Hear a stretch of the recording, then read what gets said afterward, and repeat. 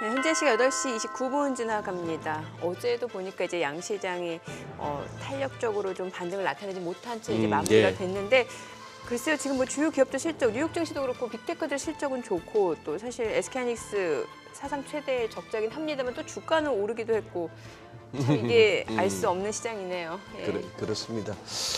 예, 거기다 조금 이제 시장 내 분위기가 조금 흉흉하죠.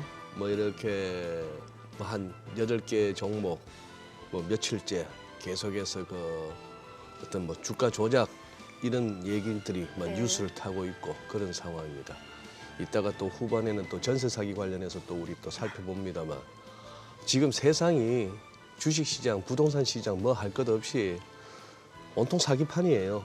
우리가 조금 정신 차리고 대응해야 되는 그런 상황인 것 같은데 그래요. 뭐 실적과 관련해서 이렇게 주가의 반응을 보자면은 우리가 참 오래 들은 얘기입니다만 네. 항상 시장은 선반영하는 것 같아요. 좋을 거 미리 예. 다 반영하고 그 좋은 결과 나온다고 해서 더 오르기를 기대하는 거는 또 뭐 또 안 좋으면 안 좋은 대로 안 좋으면 안 좋은 바닥을 대로. 지나고 있다. 예, 또 이런 그렇게 기대감도 해서. 있는 것 같고요. 맞습니다. 예. 오늘 또 예. 삼성전자 실적 나오는데 재밌겠네요. 이것도 좀 봐야 될 것 같네요. 예. 자, 그럼 오늘 유한타증권 유동원 본부장님과 시장 이야기 계속 이어가 보겠습니다. 어서 오세요. 어서 오십시오. 네. 먼저 뉴욕 증시부터 좀 체크해 보죠. 네.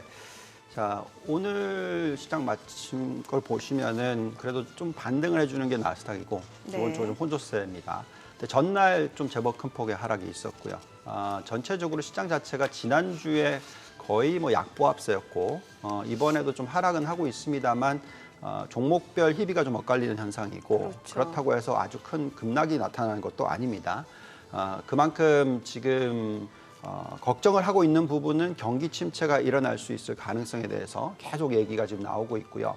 그런데 그에 반면에서 실적은 그렇게 나쁘지 않은 모습이 나오고 있고 예상보다는 괜찮게 나오고 있습니다. 그렇다 보니까 전체적인 시장 흐름의 방향성을 찾기가 상당히 어렵다라고 네. 얘기를 해드리겠습니다. 그도 그럴 것이 지금 한번 차트를 보시면은 S&P 500과 나스닥이 작년 10월 13일입니다. 이때가 진 바닥이라고 저희는 생각을 하고 있고요. 그러면서 지금 반등이 일어났고 그 반등의 폭이 제법 큽니다. S&P 500 같은 경우에는 거의 뭐 18% 이상 급등을 했었고요. 아주 단기간이죠. 한 5개월 정도 되는 기간 동안에. 또 나스닥을 한번 보시면은 뭐 거의 20% 가까이 상승을 했다가 지금 조정을 좀 받고 있는 상황입니다. 그래서 이제 조정을 받고 있는데 이게 얼마나 큰 조정이 올 것인가 하는 두려움이겠죠. 계속해서 이 앞으로의 경기 침체가 얼마나 빠르게 오고 얼마나 세게 오느냐에 따라서 조정이 얼마나 오래 갈지 얼마나 크게 일어날지에 대한 지금 생각들을 하고 있는 것 같습니다. 그렇지만 저희가 판단하기에는 아직까지는 정확한 지표로서 경기 침체가 바로 온다 이렇게 얘기하기도 어렵고요. 여러 가지 헷갈리는 이벤트들이 많아요.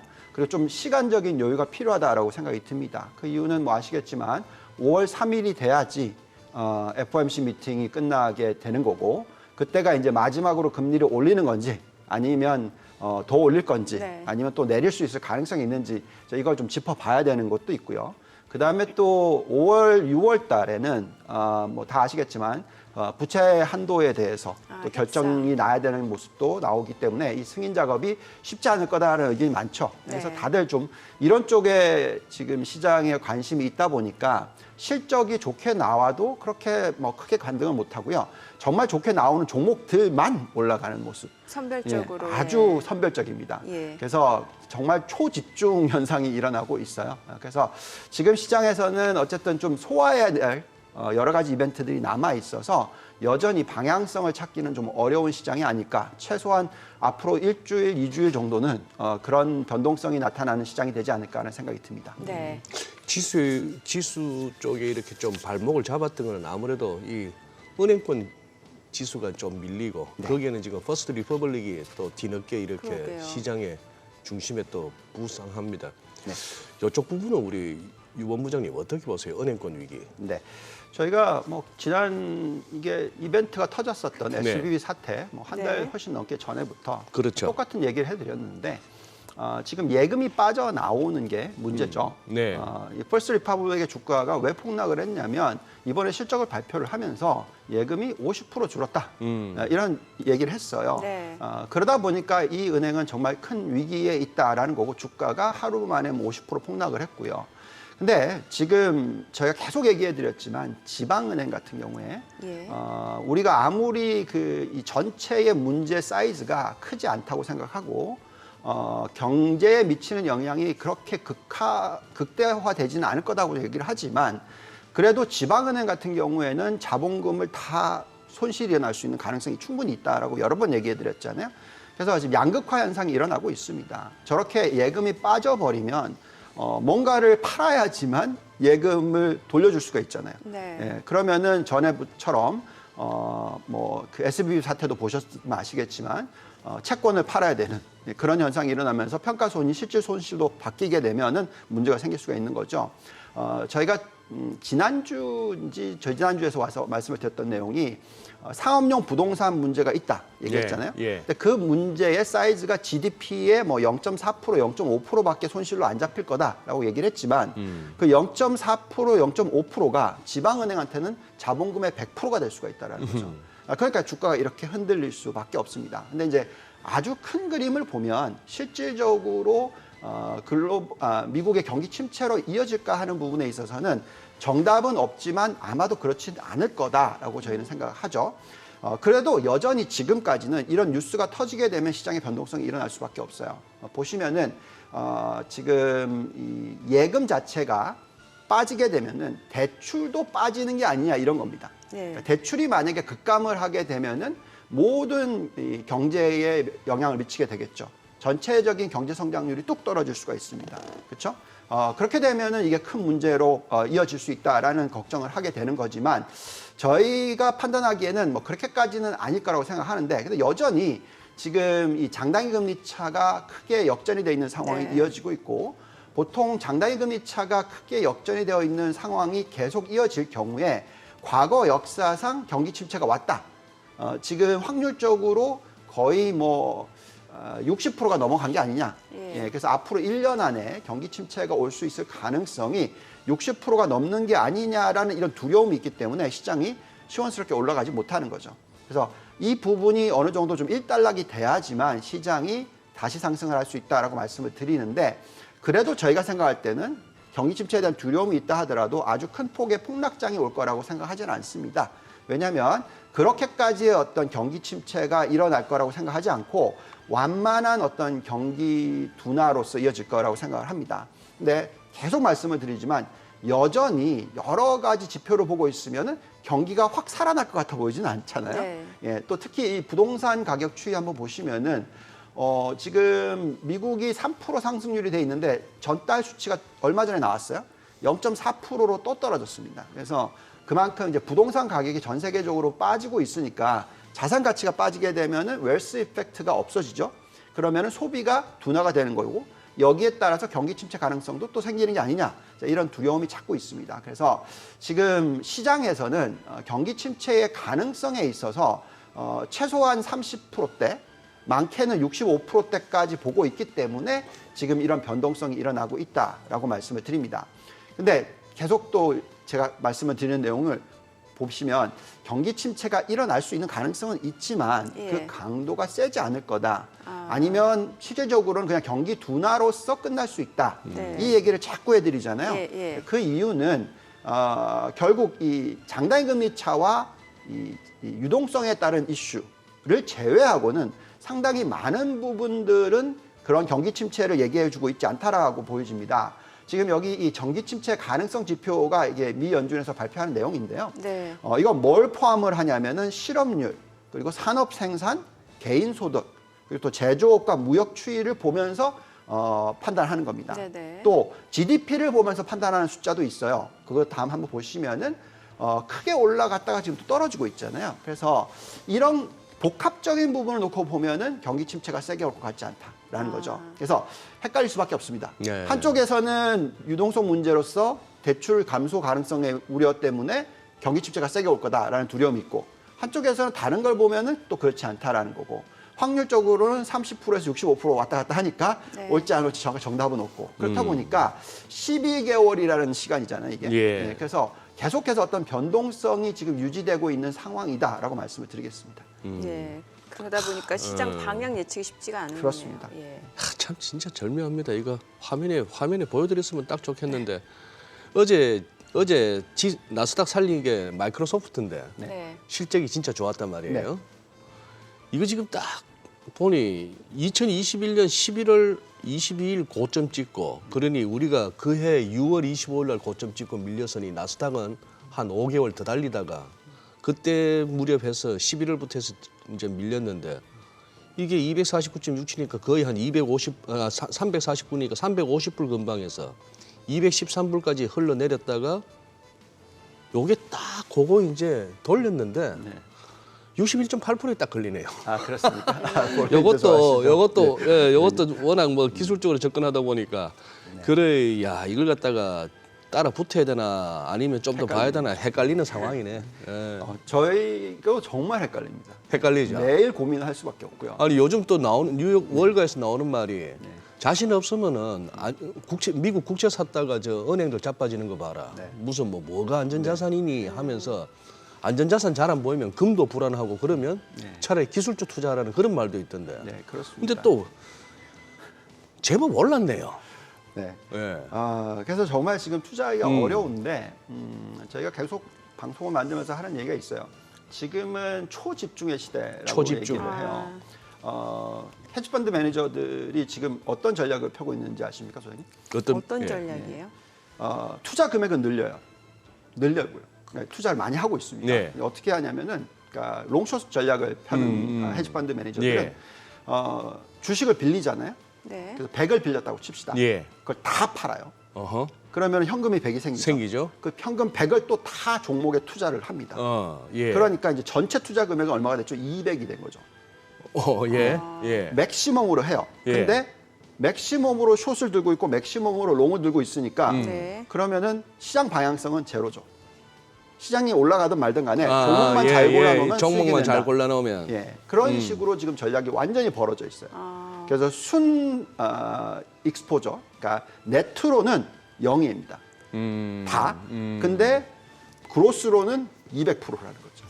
그러니까 그만큼 엄청나게 집중해서 좋은 종목 골라내고 나쁜 종목 골라내는 거에 집중하는 전략입니다. 이게 우리가 흔히 얘기하는 알파 전략이라고 하죠. 알파 전략. 예. 그러니까 델타 전략은 시장 방향성을 내가 좀 보이니까 아하. 뭐 열어두는 거죠. 올라갈 거에 좀 열어두고 떨어질 거에 좀 열어두고 이런 식으로 하는 건데 지금 헤지펀드 매니저들은 극대화시켜서 시장 방향성은 나 모르겠으니까 종목만 고르겠다. 예. 이러니까 마이크로소프트 같은 게 주가는 튀고요. 네. 뭐 오늘 또 메타 얘기 나오니까 또 튀고요. 그러니까 이런 식이죠. 그런 식으로 어떻게 보면은 지금 종목 선별에 초집중을 해야 되는 시기다 보니까 네. 뭐 실적 하나 발표 나면은 막 뜯어봐야 돼요.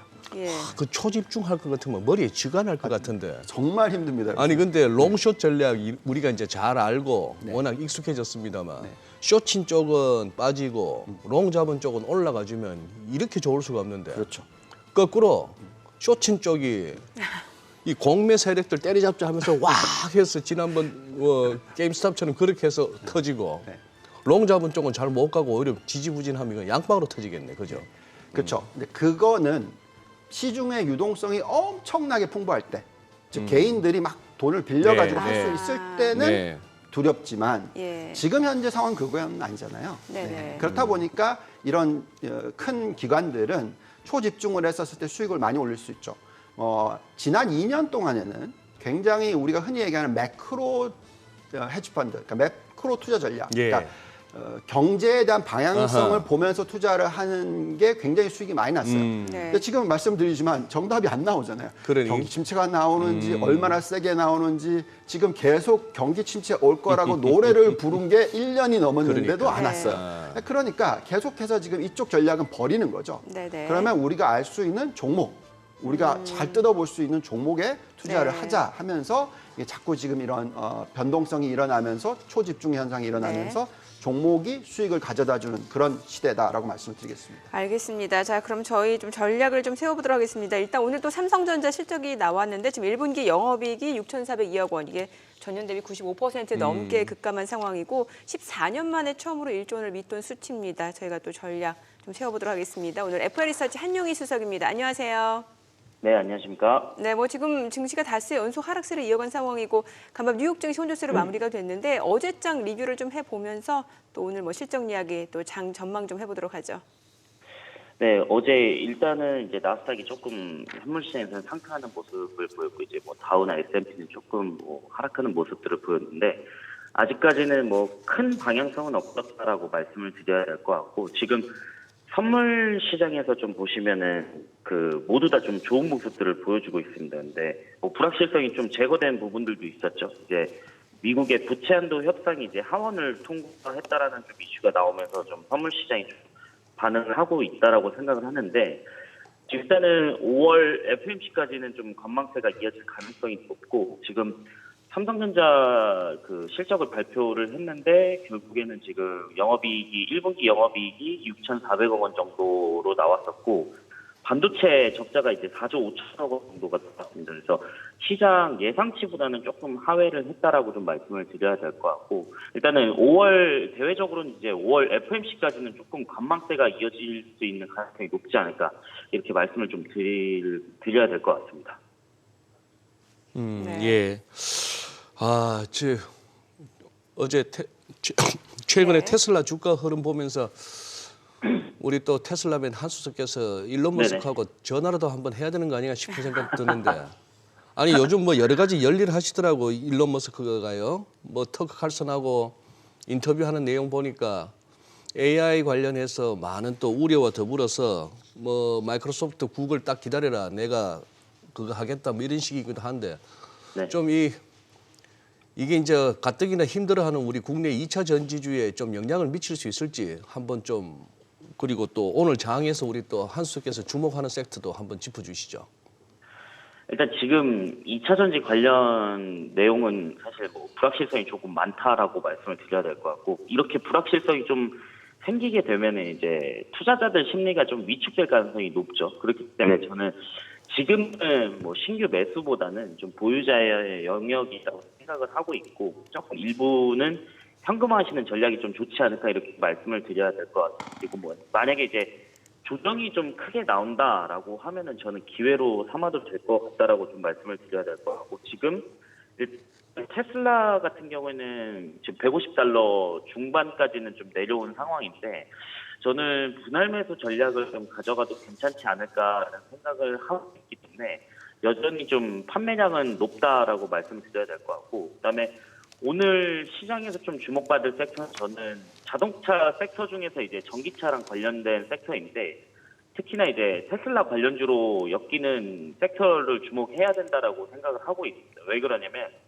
지금 윤석열 대통령이 미국을 방문을 하고 있는데 어제 그러니까 오늘이죠. 오늘 미국 방문해서 일론 머스크 요청으로 이제 윤석열 대통령과 면담을 좀 가졌습니다. 여기서 이제 윤석열 대통령이 뭐 한국의 기가 팩토리에 대한 투자 유치에 대한 이슈가 좀 나왔습니다. 그래서 그 테슬라 관련주들 뭐 센트럴 모텍이나 엠스오토 뭐 메타나 이렇게 좀 있는데 제가 주목하는 거는 좀 명신산업 쪽입니다. 왜 그러냐면 실제로 지금 명신산업에 미국 법인이 미국 심원하고 북미 심원 두 개의 법인이 있습니다.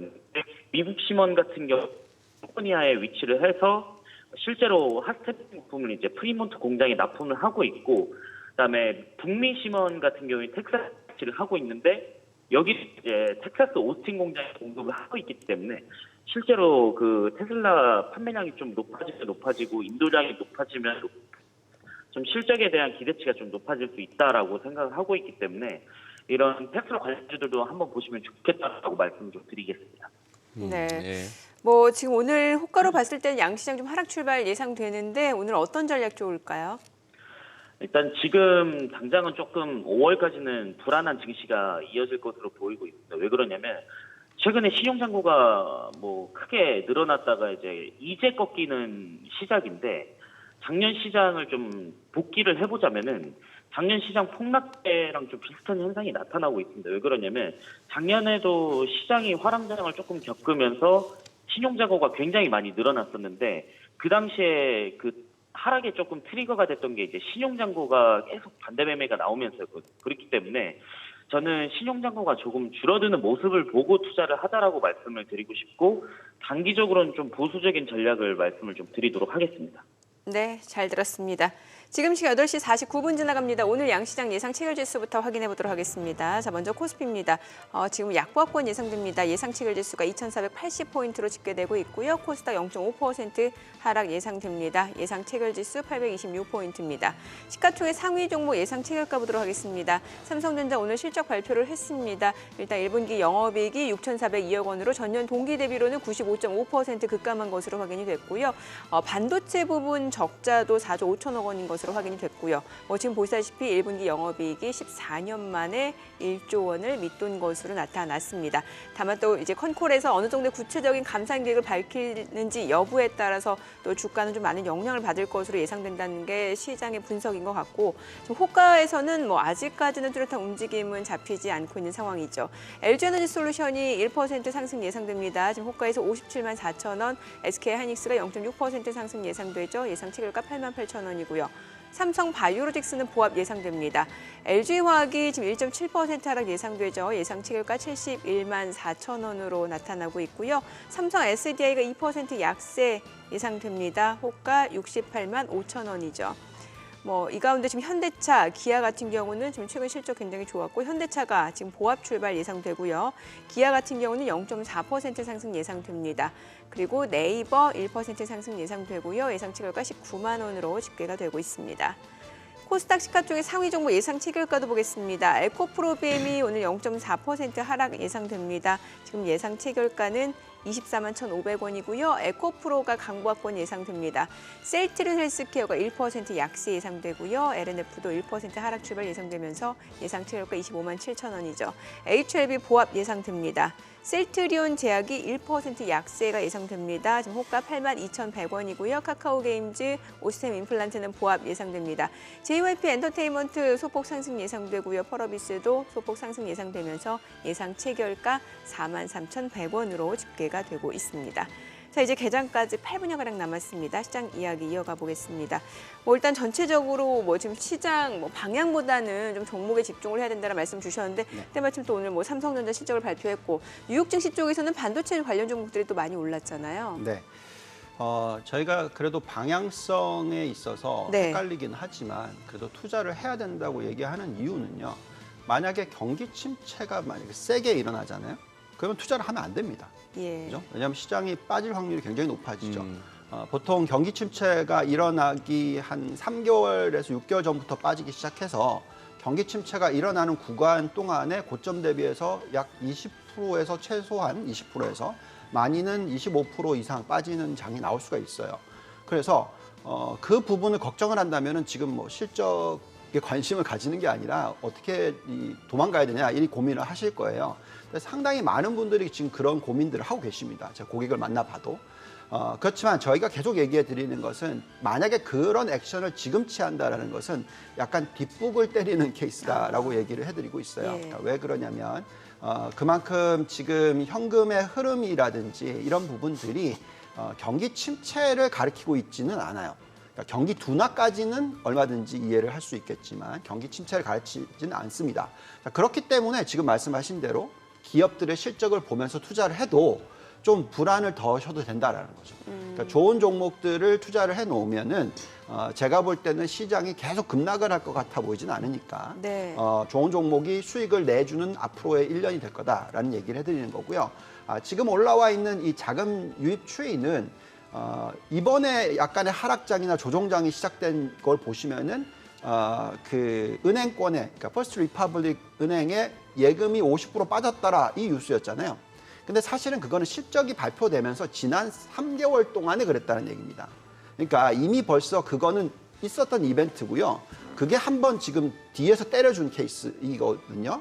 그래서 오히려 이 숫자를 봐야 되는데 이게 뭐냐면 그 빠져나왔던 돈이 막 MMF로 흘러 들어갔다. 이게 위험이었어요. 왜냐하면 돈이 전부 다 MMF로 가게 되면은 은행에서 돈이 잘 안 도는 거잖아요. 그렇기 때문에 대출이 안 일어나는 거고 이렇게 되면 이제 경기 침체가 세게 오는 거가 되는 겁니다. 근데 지금 보시면은 이 파란색 선이 이제 마이너스로 떨어졌죠. 네. 실질적으로는 이제는 자금이 안 들어가고 오히려 빠져나오고 있고요. 4주 평균치 짙은 색은 많이 빠지고 있지 않습니까? 그래서 이런 모습을 보고 있고 또 전체적인 대출 증가율을 한번 보시면은요. 지금 오른쪽 끝에 보시면은 제법 높은 숫자들입니다. 저게 거의 뭐 10%에서 15%대의 증가율입니다. 이게 민간 쪽의 대출인데요. 과거에 경기 침체가 오기 전에 항상 보시면은 마이너스까지 가죠. 그리고 나서 경기 침체가 왔어요. 근데 지금은 아직까지 한참 남았잖아요. 그렇다라는 것은 경기 침체가 지금 바로 올 거라고 생각이 들지가 않습니다. 그래서 우리가 좀 마음 편하게 좀 더 종목을 골라내자 이런 거고요. 거기다가 지금 미국의 은행권이 정말 엄청난 위기다. 이러면 우리 투자 못 합니다. 네. 왜냐하면 과거 기억하시겠지만 2007년, 8년도에 미국의 은행에 막 자본이 계속 부족해가지고 엄청난 자금이 들어갔고 그러다 보니까 어떤 금융 위기, 우리나라도 큰 폭의 폭락장, 뭐 고점 대비해서 50% 빠지는 장 이런 장이 나왔지만 지금 미국의 이 자기자본 비율, 은행권의 자기자본 비율은 과거 금융 위기 때 대비해서 2배 이상 수준입니다. 그래서 아마도 큰 어떤 금융 위기가 오지는 않을 것 같기 때문에 우리는 또 투자를 해야 된다고 말씀을 드리고요. 자, 이런 가운데서 그러면 지금 헷갈리는 상황이니까 한국 증시도 지금 왔다 갔다 많이 하고 있잖아요. 그러면 이제 한국 증시를 버리고 그냥 미국 시장을 봐야 되냐? 그건 또 아니죠. 왜냐하면 지금 현재 시점에서 신흥국 시장을 보시면은 그래도 달러가 약보합세 추세로 가고 있는 상황이기 때문에 네. 어느 정도 자금 유입이 될 수 있다라고 판단하고 있고요. 게다가 우리가 좀 요즘에 많이 보고 있는 지표들인데 미국의 경제 서프라이즈 인덱스를 보더라도 경제가 급감하는 모습이 아니라 예측했던 것보다는 좀 더 좋게 나오는 숫자들이 나올 거다 생각합니다. 그래서 우리나라의 종목들도 미국의 경제와 연결되어 있는 종목이라든지 아니면 뭐 인도 경제, 신흥국에 대한 경제와 연결되어 있는 것들을 보시면은 충분히 종목 선별을 할 수 있다라고 말씀을 드리고 있습니다. 그래서 이런 상황에서 지금 또 보시면 미국의 이 PMI 지표도 있어요. 보시면 바닥을 찍고 올라가는 모습이 나오고 있어요. 그러니까 예. 이런 모습이 뭐냐면은 정말 많은 악재가 이미 시장에 반영된 게 아니냐라는 거고요. 어느 시점에서 글로벌 경제가 바닥을 다지고 하반기 어느 시점에서 돌아선다고 생각한다면 한국같이 글로벌 경기에 민감한 국가의 주식은 오히려 먼저 반등을 할 수도 있다고 생각하시기 맞습니다. 그래서 저희가 생각할 때는 지금은 도망가는 게 아니고 예. 어디에 투자 기회를 살려야 될지를 관심을 가지셔야 된다는 말씀을 드리겠습니다. 네. 뭐 도망갈 때도 아니지만 제가 봐서는 네. 그렇다고 이걸 갖다가 지금 막 적극적으로 막 담자라고 할 때도 아닌 것 같아요. 그렇죠. 그러니까 이렇게 좀 설명을 해드릴게요. 지금 우리나라 시장의 밸류에이션 매력도는 충분히 있습니다. 근데 이제 전에도 말씀을 드렸지만은 이제 금리와 그리고 주식 위험도를 가지고 판단을 했었을 때 2,500선까지 가면은 어느 정도 좀 쉬어야 되는 타이밍이 오기는 해요. 그렇지만 만약에 금리가 3.5%대, 미국의 금리가 3.5%대고 우리나라가 지금 3.3%입니다. 예. 그래서 여기서 금리가 더 안 올라간다라고 생각하시면 만약에 더 떨어질 수도 있다라는 가능성을 집어넣으시면 그리고 또 내년에 글로벌 경기가 회복을 한다라는 가정을 집어넣게 네네. 되면은 한국의 상승 여력이 가장 높은 국가 중에 하나로 올라옵니다. 그래요. 예, 왜냐하면 올해 이익이 마이너스 거의 30%인데 내년에는 이익이 거의 플러스 25% 이렇게 지금 컨센서스는 만들어져 있어요. 그래서 만약에 그 컨센서스를 믿지 못하신다면 투자하시면 안 되죠. 네네. 예, 그렇지만 만약에 내년도에 이익이 올라갈 거다라고 예측을 하고 있다면 한국에 대한 투자는 약간 어떻게 보시면 분할 매수하는 게 맞다. 이렇게 말씀을 드리겠습니다.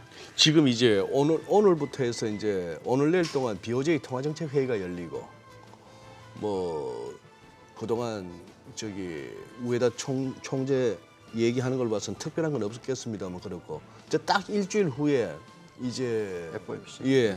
목요일 날 또 이제 본부장님 나오셔서 FOMC 해설을 해주셔야 되겠고 네. 그날 저녁에는 또 이제 20위가 있고 네. 요새 이제 종목 하다 보니까 이쪽 통화정책이나 이 중앙은행들 행보는 뭐 조금 예전보다 중요성이 떨어졌다고 봐도 되나요? 네, 저는 그렇게 보고 있고요. 그렇게 크게 관심을 가지고 있지 않고요. 심지어는 이 인플레이션 선행 지표란 것들이 있어요. 예. 그 지표를 보면은 이게 벌써 마이너스로 돌아섰습니다. 그러니까 무슨 얘기냐면은 앞으로 인플레이션이 다시 올라갈 거를 걱정하시기보다는 네. 계속 빠질 거라고 생각하시는 게 맞겠고요. 그렇다면 이제는 뭘 보셔야 되냐면 이제 미 연준이나 중앙은행들은 더 이상 긴축보다는 언제 이 긴축을 좀 풀 거냐 이쪽으로 가게 될 거라고 생각합니다. 그래서 지금 막바지에 왔다, 그러니까 긴축의 막바지에 왔다라고 생각하시는 게 맞겠고요. 그렇다면은 이제는 매크로 부분보다는 또 계속 말씀을 드립니다만 종목을 들여다 보셔야 된다 말씀을 드리겠고 네. 다행스러운 것은 지금 미국의 이 종목들의 실적 발표가 나오고 있잖아요. 네. 얘기 개장하고 조금 더 들어가 보도록 하겠습니다. 오늘 국내 증시 개장합니다.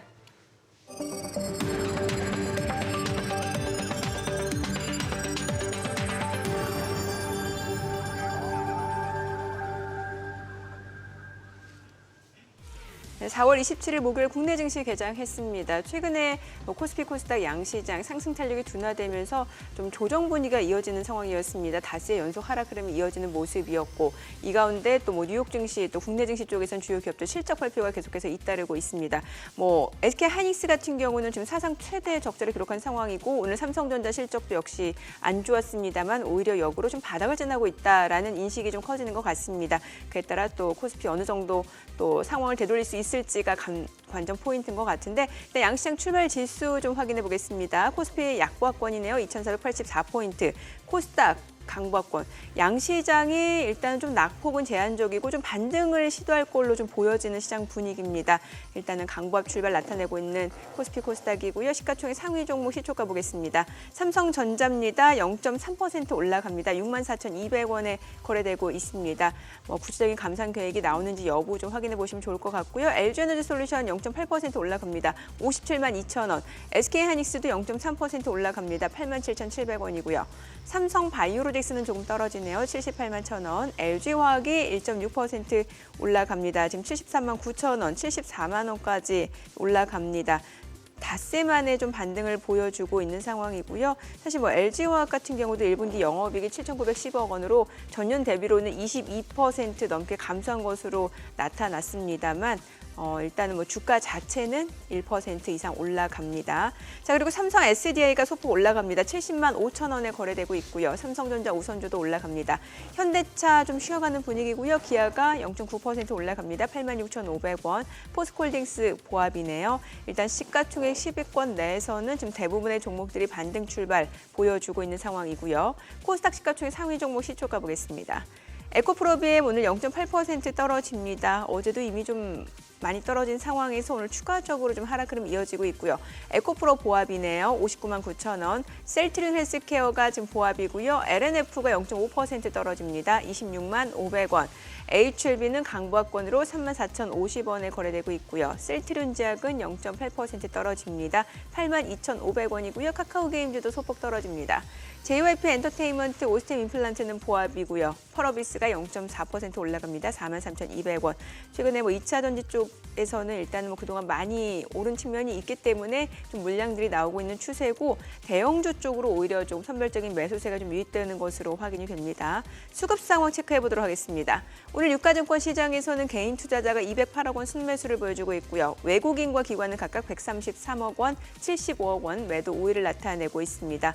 업종별 수급 봤을 때는 오늘 전기전자에서 외국인과 기관이 동시 순매수 보여주고 있는 상황이고요. 운수장비에서도 외국인이 매수를 보여주고 있습니다. 보시다시피 그에 따라 운수장비, 전기전자가 시장 대비로는 견조하게 상승세를 보여주고 있는 상황이죠. 코스닥 수급도 확인해 보겠습니다. 코스닥 개인과 기관이 삽니다. 개인이 390억 원, 기관은 9억 원 순매수고요. 외국인은 393억 원 매도 우위를 나타내고 있습니다. 자, 환율 체크해 보도록 하겠습니다. 오늘 외환시장 개장 상황입니다. 달러원 환율 지금 1원 70전 상승한 1,338원에 개장이 됐습니다. 뭐 일단 환율 좀 먼저 여쭤볼게요. 네. 지금 뭐 계속해서 좀 원화 약세가 좀 이어지고 있는 분위기긴 하거든요. 예, 뭐 원화 약세는 분명한 것 같습니다. 네. 지금 뭐 엔원 환율이 결국 100엔당 1,000원 다시 또 올라와 버렸고요. 그런 상황인데 요거는 뭐 어쨌거나 지금 22가 한 50bp 더 금리 인상하면은 기존의 3.5에서 이제 4%가 될 것 같고 연준은 뭐 금리 인상을 추가로 막판으로 한다 하면 5.25고 안 하고 이번에 그냥 쉬어 간다면 5%고 미국 연준하고 FOMC 사이 이제 금리 격차가 줄어드니까 근데 항상 뭐 시장은 증시만 그런 것도 아니고 그걸 갖다가 이미 다 반영하고 있다고 본다면은 최근에 유로 강세는 그러면 막상 다음 주 가서 FOMC하고 20일을 반영하고 확인하고 나서도 유로 강 달러 약세가 이어질 것인지 네. 그 부분은 한번 좀 확인해 보셨으면 싶은 생각이 들고 예. 제가 며칠 전에 이렇게 조금 2차 전지 관련 내지는 좀 급등주들에 대해서 그걸 좀 조심스러운 어떤 내용으로 어디선가 방송을 했더니만 그런 헛소리 하지 말고 빨리 지금이라도 포스코 사라 이런 그걸 댓글을 봤습니다만 방송에 나와서 예를 들어서 종목을 언급하는 소위 전문가라는 사람들도 무책임할 때가 많지만 댓글도 참 무책임한 분들이 많으세요. 헛소리 하지 말고 포스코 사라 했으면 그때 그 말씀 듣고 그냥 샀으면 저 지금 벌써 시장 앞에서는 누구나 겸손해야 됩니다. 네. 그렇죠. 자, 시장 이야기 좀 해볼게요. 본부장님, 그러니까 전반적으로 지금 이제 경기 침체에 대한 이슈 자체는 좀 시장에 선 반영이 됐다라는 거 그렇게 보시는 거고 네. 이제 되돌리게 되면 신흥국 증시가 굉장히 매력적일 수 있다라는 말씀이신 거잖아요. 네. 예. 자, 우리가 국가와 그다음 업종을 보고 있어요. 네. 근데 이제 지금 계속 결론을 내려드리는 것은 경기 침체가 세게 오지 않는다라는 얘기를 해드리고 네네. 있잖아요. 자, 그러면은 어딘가는 경기가 좋을 거 아니겠습니까? 그렇죠. 그래서 그런 쪽에 초점을 맞추셔야 되는 거고 또 업종도 마찬가지로 어딘가는 성장을 하고 있고 계속해서 미래를 봤었을 때 정말 뭐 싸 보인다 또는 매력이 있다 이렇게 볼 수가 있잖아요. 그래서 그런 좀 노력을 하고 있습니다. 지금 보시면은 어쨌든 인구에 있어서는 지금 인도와 중국이 가장 글로벌 인구 수가 많죠. 파란색 보시면은. 그래서 최근에 보시면 인도에 대해서 관심이 굉장히 많습니다. 우리나라뿐만이 아니라 미국도 마찬가지예요. 그래서 어제 또 재미있는 데이터를 봤는데 미국의 중산층 중에서 좀 마이너리티, 그러니까 우리가 에트닉 그룹으로 따졌을 때 좀 소수 민족. 네. 중에서 가장 소득이 높은 나라가 어디냐면 인도더라고요. 네. 그만큼 또 공부열도 굉장히 높습니다. 예. 학부열도 높아 보니까. 그래서 이런 인도에 대한 관심이 계속 지금 살아있다라고 보시면 될 것 같고요. 아까 보여드렸던 그 신흥국들의 상승 여력을 보고 있으면은 지금 중국이라든지 베트남, 한국 그리고 또 더 나아가서 대만 그리고 좀 밑으로 내려가면은 인도도 올라옵니다. 여긴 지금 안 나와 있지만 그래서 다들 보면은 두 자릿수 이상의 상승 여력을 가지고 있어요. 그래서 우리가 우리나라의 종목을 고르실 때도 예. 인도 시장의 어떤 매력도를 갖고 있는 종목이 있는지 미국 시장의 어떤 매력도를 갖고 있는 종목이 있는지 예. 중국 시장의 매력도를 갖고 있는 종목이 있는지 이런 걸 보는 거죠. 그러다 보니까 최근에는 그렇게 계속 좀 초점을 맞추시는 방법에 대해서 얘기를 해드리고 있고요. 또 더 나아가서 우리가 지금 그 워낙 많은 분들이 주식에 대한 비중을 지금 낮게 만들어놨어요. 그렇죠. 기관 투자가들도 마찬가지입니다. 예. 그리고 또 주식의 포지션 자체가 굉장히 그 보수적으로 지금 가 있어요. 그래서 그런 것들을 보면 지금 올라오는 건 뭐냐면은 여전히 연말까지는 미국의 상승 여력이 그렇게 높지 않기 때문에 이런 변동성이 있습니다. 그렇지만 내년에 넘어갔었을 때는 상승률이 크게 올라가게 되니까 내년에. 예, 그래서 지금은 종목 선별을 계속 하라는 거고요. 여기에 업종과 종목을 엮으시면은 내년에도 성장을 굉장히 많이 할 종목 또는 가격 전가 능력이 높은 종목 또는 현재 너무나 저평가되어 있는 종목 이런 것을 골라내시면 된다라고 말씀을 드리겠고요. 아까 보시면은 예를 들어서 에코프로비엠 네. 얘기를 하잖아요. 네.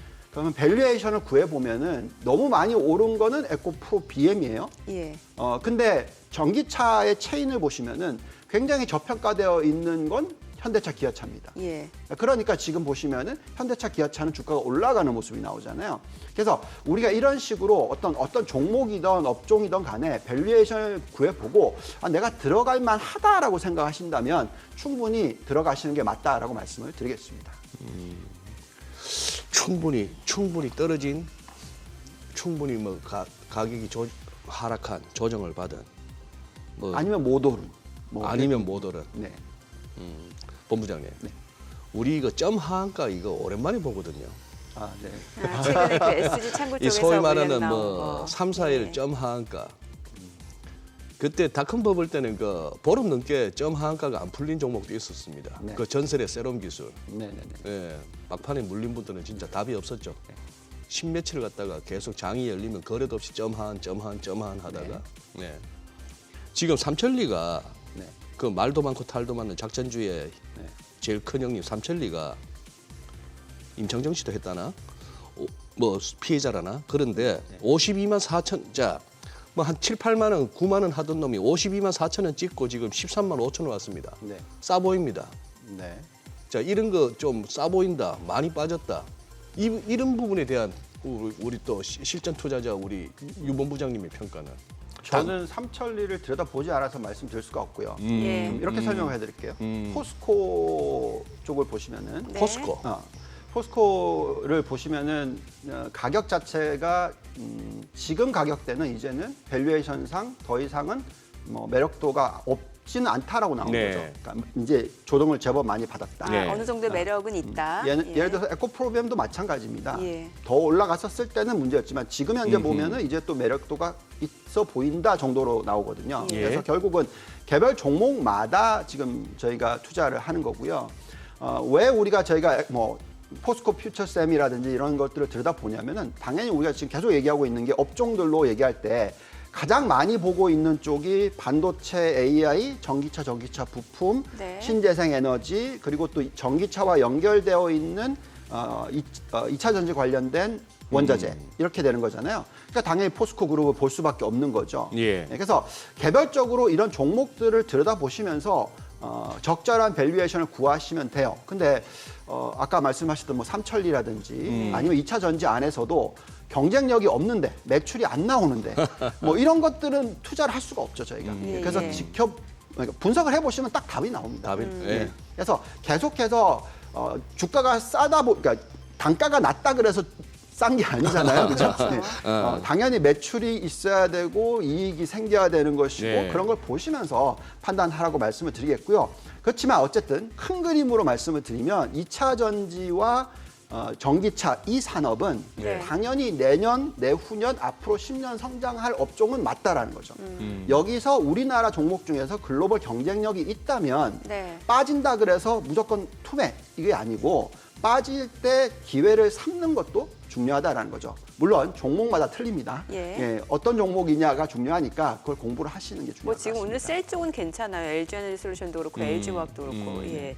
그 자동차 업체 여쭤볼게요. 최근에 현대차, 기아가 뭐 사실 실적도 괜찮았고 미국 시장에서 점유율도 네. 굉장히 올라갔고 뭐 그런데 주가 자체는 많이 못 올라간 측면이 있기 때문에 저평가죠. 예, 전문가들이 굉장히 좋게 보거든요. 네. 그러니까 제가 6개월 전에 예. 우리가 들여다봤었을 때 2차 전지 관련 주들이 너무 싸 보였어요. 12월 달에 많이 빠졌었잖아요. 네네. 기억나시는지 모르겠지만. 그러면서 에코프로비엠이라든지 에코프로라든지 이런 종목도 올라왔어요. 근데 지금 벌써 한 뭐 4개월이 지났습니다. 주가 워낙 많이 움직였어요. 근데 현대차도 죄송합니다. 기아차도 움직이긴 했습니다. 예. 네. 근데 저점 대비해서 한 40% 정도 올라왔는데 지금 매력도를 보면은 앞으로 훨씬 더 많이 올라야지. 그러니까 숫자를 말씀드리기 좀 어렵고요. 네. 상대적인 매력도가 떨어진다는 거죠. 주가가 아직도 저평가가 심하다. 아. 지금 영업 마진율이 12%까지 올라왔다는 얘기가 있고 예. 또 밸류에이션 상으로 지금 ROE가 엄청나게 높은 데에 비해서 주가는 너무 싸다라는 네. 게 나오고 있습니다. 그래서 아무래도 좀 완성차 쪽으로서는 현대차, 기아차에 대해서 관심을 가져보시는 것은 지금 타이밍에 나쁘지 않다라고 말씀을 드리겠습니다. 예. 예. 저희 포트폴리오 좀 세워보면 좋을 것 같은데 네. 사실 뭐 계속 말씀해주신 뭐 신재생, 뭐 2차 전지, 전기차 관련 또 뭐 헬스케어 다 있지 않습니까? 네. 예. 한번 포트폴리오 다시 한번 보면서 얘기를 좀 해보시죠. 지금 우리가 계속 얘기하고 있는 게 미국의 대형 기술주, 네. 많은 분들이 이 PR이 너무 높다, 그래서 투자 못한다라고 얘기했지만 지금 가장 퍼포먼스가 좋은 쪽이 그런 쪽이죠. 그러네, 예, 최근에. 예. 그래서 계속해서 이 밸류에이션을 보실 때 예. 어느 정도의 매출 증가가 일어나고 있는지 그리고 앞으로 이익이 상승할 수 있는지 이런 부분을 보셔야 되는 거고요. 매출 증가율. 예. 그러니까 매출이 급격하게 못 는다. 라면은 성장주가 더 이상 아니잖아요. 네. 그러니까 그런 부분들을 보시고 그 기대가 어떻게 되는지를 보셔야 되겠고 마찬가지로 우리가 반도체 AI 쪽을 보고 있는데 우리나라는 메모리 쪽이 강하죠. 그래서 이 부분이 아마 경기 사이클에 더 민감할 겁니다. 그래서 하반기에 돌아설 가능성이 있어서 우리가 얘기를 하고 있는데 그렇다면 이제 반도체에 있어서는 한국도 좀 사지만 될 수 있으면 미국 위주로 투자를 하자라고 계속 얘기를 하고 있고요. 그다음에 이제 전기차 부품은 당연히 우리는 전기차 부품 중에서 2차 전지가 있는 거고 여기에 또 완성차도 지금 굉장히 경쟁력이 높다라는 부분이 되겠고 그다음에 이제 중국도 마찬가지입니다. 중국도 2차 전지를 가지고 있고 또 완성차가 가지고 있어요. 그래서 이쪽에 대한 관심도 필요하고요. 그렇지만 미국에는 테슬라가 있는 거고요. 그다음에 이제 신재생 에너지는 지금 확연하게 갈리고 있어요. 그러니까 우리나라와 미국 그리고 중국 이렇게 갈리고 있기 때문에 제가 볼 때는 굉장히 경쟁력이 있는 그런 우리나라 기업들도 있습니다. 그래서 잘 뽑아 보시는 게 중요하고 특히 OCI 같은 경우에는 지금 ROE가 뭐 20% 정도가 나오는데 PBR이 0.5배밖에 안 되더라고요. 저평가네요. 그래서 그런 것들도 좀 찾아보시고 그래서 계속해서 지금 종목을 선별해 나가시면은 충분히 종목을 우리나라에서 찾을 수가 있습니다. 근데 바이오 헬스케어 같은 경우에는 정말 저희가 종목 고르기 어려워요. 그래서 ETF 말씀 주셨잖아요. ETF를 활용하셔야 되고요. 그다음에 이제 가치주 부분에 있어서는 우리가 이제 원자재 중에서도 2차 전지 관련된 거라든지 신재생 에너지 관련된 원자재들이 있어요.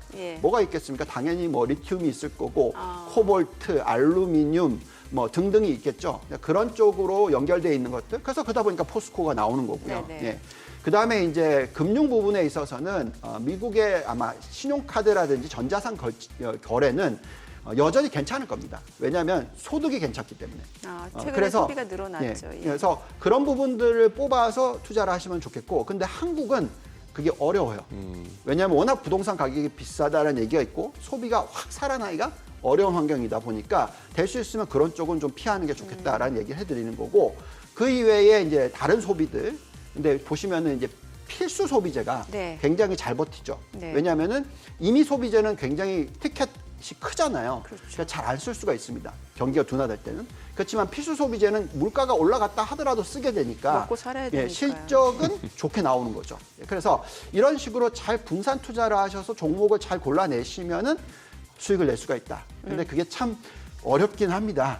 최대한 어쨌든 노력을 해서 많은 종목들을 얘기를 해드리려고 노력하고 있으니까 잘 지켜보시면 되겠습니다.